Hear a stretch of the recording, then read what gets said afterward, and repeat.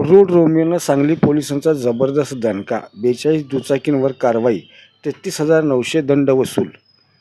सांगली जिल्ह्यात वाढत्या गुन्ह्यांमध्ये विना number plate, fancy number plate आणि ट्रिपल सीट दुचाकींचा वापर होत असल्याच्या पार्श्वभूमीवर महात्मा गांधी चौक पोलीस ठाण्याने रोड रोमियोंविरोधात धडक कारवाई करत 42 दुचाकी चालकांवर कारवाई करून 33,900 रुपयांचा दंड वसूल केला. पोलीस अधीक्षक तुषार दोशी, अप्पर पोलीस अधीक्षक कल्पना बारवकर आणि विभागीय पोलीस अधिकारी अजय कोकाटे यांच्या मार्गदर्शनाखाली सहाय्यक पोलीस निरीक्षक संदीप शिंदे यांच्या नेतृत्वात ही विशेष मोहीम राबविण्यात आली.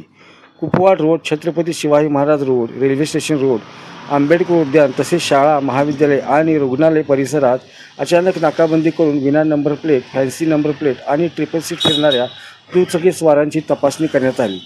वाहनांची आणि चालकांची कागदपत्रे पडताळून संबंधितांवर कठोर दंडात्मक कारवाई करण्यात आली. सांगली जिल्हा पोलिसांनी स्पष्ट इशारा दिला आहे की अशा प्रकारच्या बेशिस्त आणि संशयास्पद वाहन चालकांविरोधात मोहीम यापुढे आणखी तीव्र करण्यात येणार आहे. नागरिकांनीही संशयास्पद वाहने किंवा व्यक्तींची माहिती तातडीने डायल 112 वर देऊन पोलिसांना सहकार्य करण्याचे आवाहन करण्यात आले आहे.